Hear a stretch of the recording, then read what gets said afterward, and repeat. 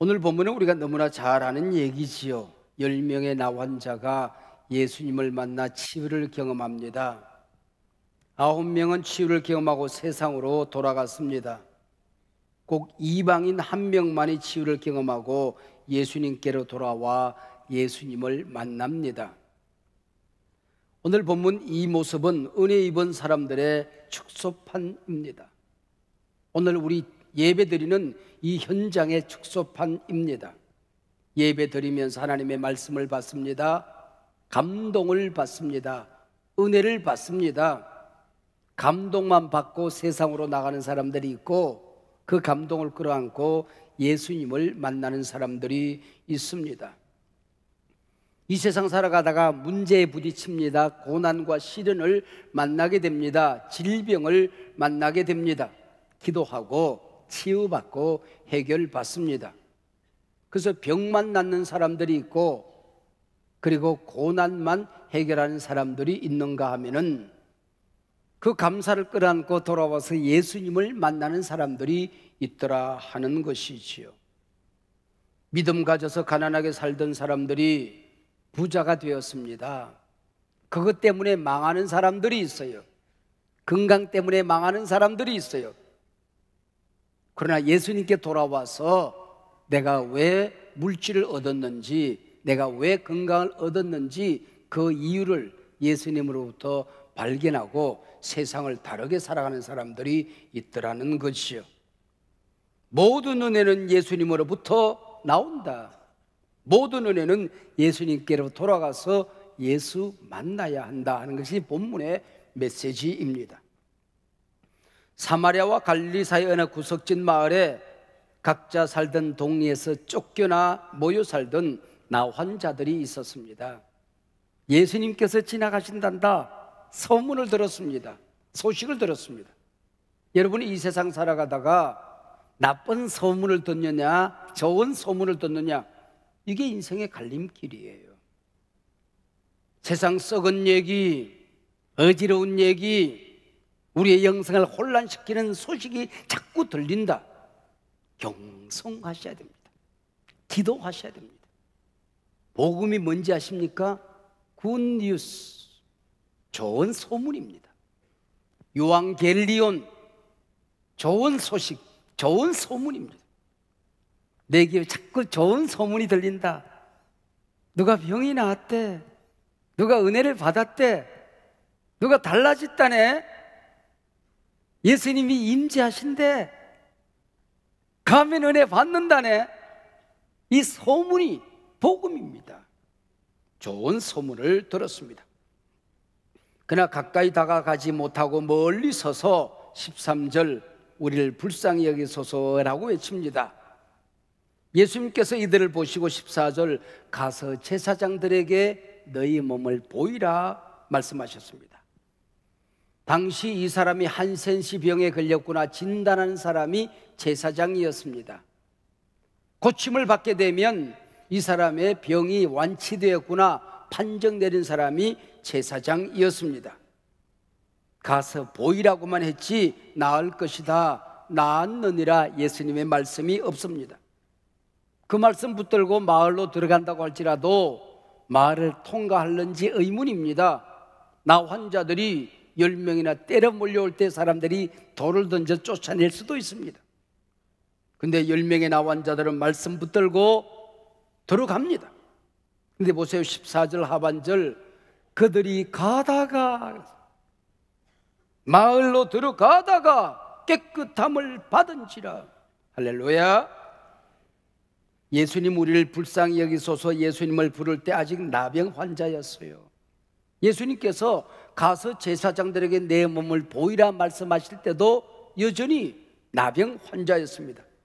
그러나 가다가 깨끗함을 받은지라.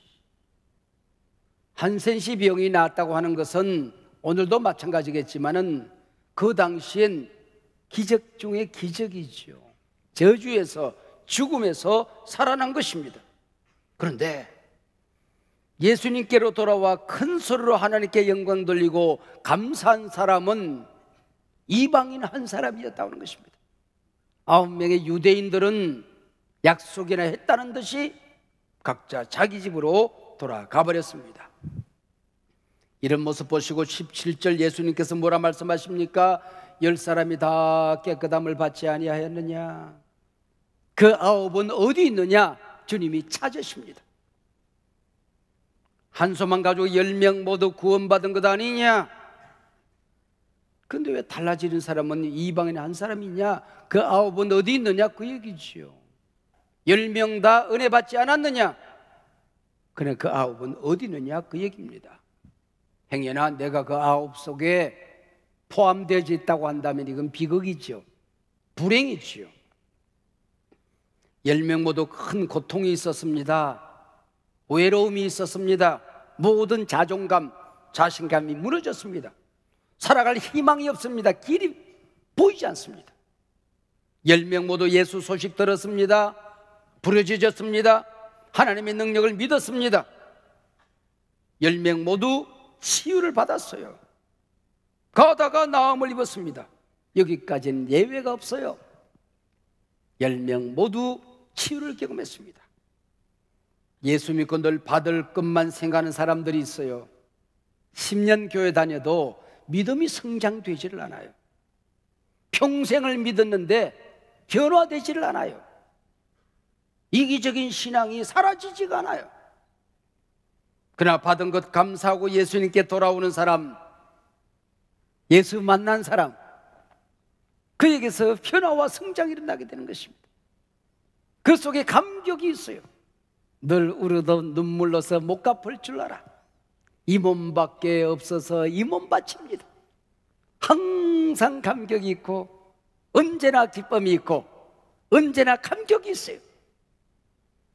은혜라고 하는 것은 예수님께로부터 나오는 것입니다. 진짜 은혜 받았으면 예수 만나고 예수님께 돌아가는 겁니다. 나 혼자 눈물 흘린다고 감동이 아닌 거예요. 감동은 예수님께로 오는 것입니다. 예수님 만나야 합니다. 그 감동이 내 삶을 바꾸어낼 수가 있는 것이지요. 구원은 예수님께로부터 오는 것입니다.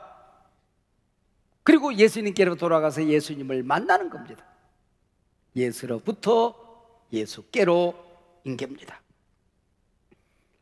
어떤 사람들 곁에 가면 늘 불평, 불만의 악취가 드러납니다. 반면 항상 감사와 기쁨, 찬양의 향기가 더해지는 사람들이 있어요.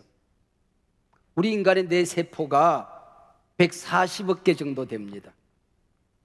어떤 사람이 걸핏하면 불평해요. 기가 막히게 비난합니다. 항상 부정적인 것을 보고 부정적으로 말합니다. 그러면 제일 먼저 듣는 게 내 귀예요. 다른 사람들의 귀에 전달되기도 전에 내 뇌에 새겨지게 되는 것입니다. 똑같은 상황이 있을 때마다 새겨졌던 불평이 저절로 입을 통하여 튀어나오는 거예요. 문제가 있을 때마다 기가 막힌 논리가 만들어집니다. 그리고 그 논리를 따라서 또 불평합니다. 그래서 불평 체질이 되는 거예요. 불평적 인간이 되는 거예요. 불평적 존재가 되는 것입니다. 어떤 사람이 찬송을 합니다. 감사를 합니다. 항상 격려합니다. 긍정적인 말을 합니다. 항상 긍정적인 것을 봅니다. 생명의 능력이 거기에 더해지는 거예요. 내가 감사하게 될 때에 다른 사람들의 귀에 전달되기도 전에 내 귀가 듣고 내 뇌에 새겨지는 것입니다. 똑같은 상황을 보았지만은 이게 감사 체질로, 감사 존재로 바뀌어진 사람은 기가 막히게 긍정적인 논리가 씁니다. 생각지도 않았는데 긍정적인 언어가 튀어나오게끔 되는 것입니다. 말이 쌓여지면 논리가 됩니다. 논리가 쌓여지면 습관이 되는 것입니다. 습관이 쌓여지면 품성이 되는 거예요. 품성이 쌓여지면 영성이 되는 거예요. 이 영성이 내 속에 체질화되어지면 존재가 달라지는 거예요. 삶의 방향이 달라지는 것입니다. 영성이라는 것은 말이 쌓여져서 만들어내는 인격입니다. 영성이라는 것은 내 언어가 쌓여져서 만들어진 내 품성을 말하는 것입니다. 잠언 저자는 그렇게 말했어요.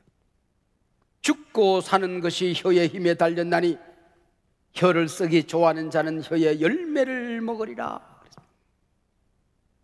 부정적인 혀를 놀리고 살면 부정의 열매를 먹는 거예요. 불만의 입술을 토하고 살면 불만의 열매를 먹고 살게끔 되어 있다는 것이죠. 믿음의 언어를 토하고 살면 믿음의 열매를 먹고 사는 거예요. 긍정적인 언어를 만들어내는 논리가 내 안에 있으면 긍정의 열매를 먹고 사는 것입니다. 오늘 나는 내 입술의 열매를 먹고 산다, 그렇게 믿으면 틀림이 없는 것입니다. 우리 곁에 성공하는 사람들을 보면 성공의 언어가 있어요. 실패하고 사는 사람들 보면 실패의 언어가 항상 그 뒤를 따라다니더라, 그런 얘기죠. 예수를 믿으면 믿을수록 교회 생활에 행복하지 않은 사람이 있어요. 불행의 언어가 그들에게 있기 때문입니다. 가정생활을 하는데도 밥 먹고 살아요. 잘 살아요. 근데 불행한 가정들이 있어요. 그 가정에 들어가 보면 불행의 언어가 있더라, 그런 얘기죠. 선진국과 후진국의 차이는 감사가 얼마나 쌓여지느냐 여하에 따라서 달라지더라는 거예요. 한 공산주의자가 서구에 가서 깜짝 놀란 게 있어요. 걸핏하면 땡큐예요. 감사가 있더라는 거예요. 근데 공산사회에서는 감사가 없는 겁니다. 투쟁해서 얻은 건데, 내가 피 흘리고 얻은 건데 뭘 감사할겠냐, 그런 얘기죠. 한 신학자는 그렇게 말했습니다. 하나님께서 인간을 저주하실 때는 실패와 질병과 고난으로 저주하지 않는다. 그에게서 감사를 뺏어간다. 감사의 언어를 뺏어간다. 감사의 마음을 빼앗아간다. 그게 저주다라고 얘기했습니다. 여러분, 나도 모르게 자꾸 불평과 원망 자꾸 쌓여지고 기쁨과 감사의 은혜가 사라졌습니까? 기억해야 됩니다. 행여나 하나님이 나로부터 감사의 은혜를 빼앗은 저주는 아니지 말이에요. 감사하느냐 불평하느냐에 따라서 가는 길이 달라지더라, 그런 얘기. 놀라운 치유 앞에 가는 길이 달라집니다. 성공하고 출세한 다음에 발걸음이 달라집니다. 10명의 나환자가 야호 소리를 질렀지만 야호의 의미가 달랐던 거죠. 15절 16절에 보면 그 중에 한 사람이 자기가 낳은 것을 보고 큰 소리로 하나님께 영광을 돌리며 돌아와 예수의 발 아래 엎드려 감사하리라. 그때 예수님이 그 아홉은 어디 있느냐 찾으시는 거죠. 어떤 사람은 내가 이게 진짜 나은 게 맞을까? 잠시 일어나는 예수님 말씀들은 내 심리적인 작동 아닐까? 확실하게 나은 다음에 가리라. 뭔가 곱씹다가 주님을 만나지 못하는 거예요. 어떤 사람은 가기는 간다. 이 모습 보고 갈 수는 없지 않느냐? 목욕하고 옷이라도 한 벌 새 옷 사 입고, 아니 취직하고 명함 떡 박아가지고 예수님 저 이렇게 됐습니다, 좀 거드름을 피우고 가고 싶었어요. 근데 세상에 빠져서 못 가고 마는 겁니다. 어떤 사람은 아니 제사장에게 몸보이라고 말씀하시는 것, 그거 가지고 뭐 감사까지 받아 잡수실 게 뭐 있어? 하나님의 아들이면 예수님이면 메시아면 당연히 그러고 사셨던 것인데 뭐 늘상 하던 말씀 아니야. 그래가지고 내가 가서 뭐 감사까지 할 게 뭐 있어? 그리고 안 가는 겁니다. 그리고 어떤 사람은 나병으로 가정에서 쫓겨날 때에 돌 던진 사람, 집안에서 모질게 말한 그 삼촌, 그리고 친구에게 갔더니 이 사람아 가까이 오지 마. 그리고 나를 멀리했던 사람, 내가 낫기만 해봐라, 요달 뽐때를 보일 것이라. 그 사람들 두들겨 패러 다니다가 주님 말씀 못 간 거예요. 어떤 사람은 기분 좋다고 소고기 먹지요. 그리고 구워서 오늘도 한 잔, 내일도 한 잔, 떡 술독에 빠져서 못 가는 거예요. 어떤 사람은 얼마나 그리웠던 가족입니까? 가족을 만납니다. 친구를 만납니다. 처갓집에 가서 장인어른 제가 나았어요. 옛날보다 더 건강해졌어요. 자랑으로 다니다가 주님 앞에 못 가는 거예요. 어떤 사람은 집에 갔더니 집이 텅 비어 있어요. 웬일이가 물더니 옆 사람에 허허, 마누라가 고무신 거꾸로 신었대야. 그 마누라 찾아다니다가 화딱지가 나가지고는 그냥 이제 폐인이 되어서 살아가는 거예요. 여러분, 은혜 받을 수 있어요. 감동 받을 수 있어요. 치유받을 수 있어요. 성공할 수 있어요. 그러나 모든 것들은 주님으로부터 나온 것입니다. 주님께 돌아가 예수 만나는 겁니다. 그분이 누군지를 알고 살아가는 거예요. 내가 왜 이 땅에 태어났는지를 알고 살아가는 거예요. 그게 은혜라고 하는 것이죠. 성공하고 출세하고 부자가 되고 병 낫고 하는 것 인생의 목적이 아닙니다. 수단입니다. 그걸 통하여 이루시고자 하는 하나님의 더 큰 은혜가 있음을 알아야 된다는 거예요. 오스카 와일드의 우화적인 소설 지옥의 단편이라는 책이 있습니다. 예수님께서 어느 날 우연히 만난 사람들이, 예수님을 알아보는 사람들이 있어요. 어떤 사람이 술 주정꾼이 되어가지고 엉망진창입니다. 근데 예수님을 알아보는 거예요. 누구십니까? 그랬더니 예수님, 제가 안전병이 아니었습니까? 예수님께서 일어나 걸어라! 제가 얼마나 기뻐했습니까? 그래서 제가 동리 마을에 들어가서 취직하고 나도 한번 잘 살아보겠다고 했는데 아는 게 있습니까? 기술이 있습니까? 제가 경험이 있습니까? 천덕꾸리로 살다가 내가 이 모양 이 꼴이 되었습니다. 한 사람이 립스틱 짙게 바르고 호호하고 나타났어요.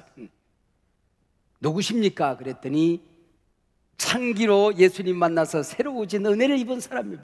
근데 왜 그렇게 사시오? 그랬더니 주홍글 씨가 한번 새겨주고 나니까 내가 진실하려고 하더라도 소용없더라는 거야. 세상 사람 아무도 믿어주지 않다는 것이. 나는 태어나기를 창기로 태어났구나. 그래서 고향으로 돌아갔다는 거야.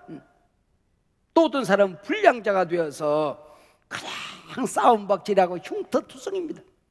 예수님을 알아봐요. 누구십니까? 그랬더니 맹인이었다가 눈에 진흙 발라주시고 신람못에 가서 씻어가지고 살았는데 눈 뜨고 나니까 세상 더러워서 못 보겠다는 겁니다. 눈 감고 살 때가 훨씬 좋았다는 겁니다. 뭘 보라고 예수님이 내 눈 띄워줬냐 그 얘기입니다. 그리고 엉망진창이 됐어요. 예수 못 만나면 성공하고 망합니다. 건강 얻고 망합니다. 여러분, 예수 만나는 은혜가 있으시길 바랍니다. 우리가 잊지 말아야 될 건 많지요. 은혜를 잊지 말아야 되는데 날 구원하신 하나님의 은혜 우리가 잊지 말아야 됩니다. 자격이 있어 내가 구원받았습니까? 공로가 있어 구원받았습니까? 예수님이 땅에 오셔서 피 흘리시고 내 죄 다 덮으시고 담당하시고 아무런 구원받을 조건도 자격도 없는데 날 구원해 주신 하나님 앞에 감사해야죠.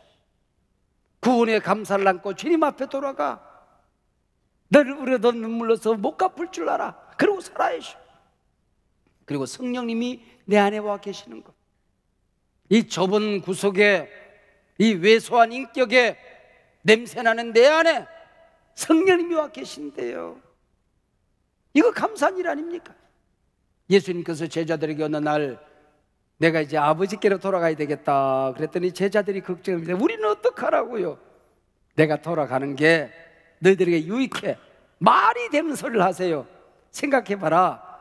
내가 갈릴리에서 너희들과 함께 지내는 동안에 예루살렘에 있는 고난과 시련 가운데 있는 하나님의 백성들은 나를 만날 수 없지 않느냐? 아니, 옆집에 있는 저 울고 있는 저 사람이 나를 못 만나지 않겠느냐? 내가 서울에서 역사할 때에 아프리카에 있는 사람들은 어떠느냐?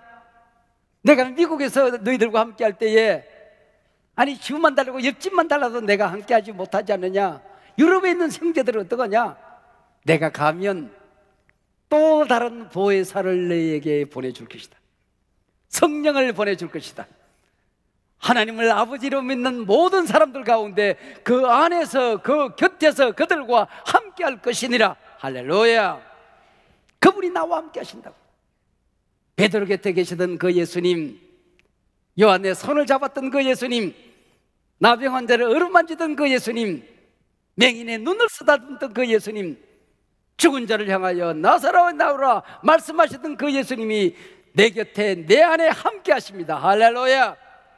영모야 일어나라, 내가 너와 함께 한다. 이게 감사한 일이 아니고 무엇이겠습니까? 그분이 피 흘려 세우신 교회에 감사해야 합니다. 여러분, 예배 시간에 하나님 앞에 우리가 함께 예배드립니다. 말씀을 듣습니다. 기도하면 응답이 나타납니다. 칼뱅은 그렇게 말했어요. 하나님을 아버지로 섬기는 사람은 교회를 어머니로 섬겨야 한다고 했습니다. 어머니처럼 교회의 은혜를 잊지 말아야 됩니다. 여러분, 교회를 사랑하고 교회의 은혜를 잊지 말아야 됩니다. 날 낳아주신 부모님, 그 은혜 잊지 말아야 됩니다. 아니, 철없는 나를 두고 일찍 돌아가신 내 아버지 은혜 잊지 말라고요? 그렇습니다. 잊지 말아야 됩니다. 등록금도 제때 못 준 내 어머니의 은혜를 잊지 말아야 된다고요? 그렇습니다. 그분이 없었다고 한다면은, 그분의 피를 타고 난 나로서는, 그분이 없었다고 한다면 내가 어찌 이 땅에 태어날 수가 있겠습니까? 8살 어린 나이, 호르몬에 맡겨진 버려진 나이였습니다. 길거리 불량배가 될 수도 있었을 것이고, 남들 학교 갈 때 깡통 들고 이 골목 저 골목 헤매는 거지아이가 되어서 살 수도 있었을 겁니다. 평생 남의 집 머슴살이하고 살 수도 있었을 것입니다. 그러나 쌀밥은 못 먹였지만은 하나님의 말씀을 먹였습니다. 따뜻한 옷을 입혀주지는 않았지만은 어머니 눈물의 기도로 나를 입혀서 키웠습니다. 너는 하나님이 지킬 거야, 하나님이 함께 할 거야. 새벽마다 울면서 평생을 기도하셨고, 금요일이 되면은 목사가 된다 하면 항상 금식을 하셨던 내 어머니, 그분이 없었다고 한다면 오늘의 내가 있을 수 있겠습니까? 여러분, 세상 살기 만만치 않았지만은 밥 굶어 본 적 없습니다. 옷 벗어 본 적 없습니다.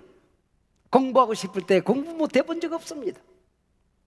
어찌 믿음의 내 어머니, 착하신 내 아버지 피를 타고 태어난 것, 내 아버지 내 어머니에게 감사하며 살아야지. 불평은 있을 수가 없습니다. 감사하고 싶어요. 이게 은혜가 아니고 무엇이겠습니까? 의지할 데가 없어서 하나님만 의지하고 살았습니다. 그게 복이죠. 모든 것이 합력하여 선을 이루었습니다. 여러분, 잘나서 그 자리에 앉아 있습니까? 가질만 해서 가졌습니까? 누릴만 해서 누렸습니까? 은혜 아니면 아니 되었던 일들 아닙니까? 하나님의 은혜 아니었습니까? 예수님께 돌아올 때 예수님 뭐라 말씀하십니까? 일어나 가라, 내 믿음이 너를 구원하였느니라. 할렐루야. 감동만 안고 살아가지 마세요. 치유만 안고 살아가지 마세요. 성공만 안고 살아가지 마세요. 주님께 돌아와야 됩니다. 그 아홉은 어디 있느냐? 책망하기 위해서가 아닙니다. 얘들아, 내가 가라고 그랬더니 가다가 나왔지? 그래. 예수님이 당신의 공로를 드러내기 위해서가 아닙니다. 더 큰 은혜 주시기 위하여, 더 큰 축복을 주시기 위하여 주님이 우리를 찾으시는 것입니다. 자그마한 반딧불 하나를 얻었습니다. 하나님 앞에 그것 들고 감사할 때에 하나님께서 전등을 우리에게 주어서 그만 이 세상, 길 없는 세상 길 찾아다니게 하는 것입니다. 그 전등 감사할 때에 달빛을 주시는 것입니다. 어두운 세상 헤쳐나갈 때에 하나님이 승리하며 살 수 있도록 우리를 도와주시는 것입니다. 그 달빛 감사하게 될 때에 햇빛을 주어서 어디 가든지 간에 어둠이 사라집니다. 고난이 떠나갑니다. 부정적인 것들이 바뀌어집니다. 그곳은 빛과 사랑이 언제나 찬란하게 넘치게 되는 햇빛을 주시는 것입니다. 햇빛 보고 감사하게 될 때에 영원히 나와 함께 살자 천국 빛으로 우리를 인도하여 주시는 것입니다. 오늘도 주님 말씀하십니다. 돌아오라, 돌아와 나랑 살자. 내 안에 은혜가 있다. 내 안에 모든 것이 있다. 예수로부터 예수께로.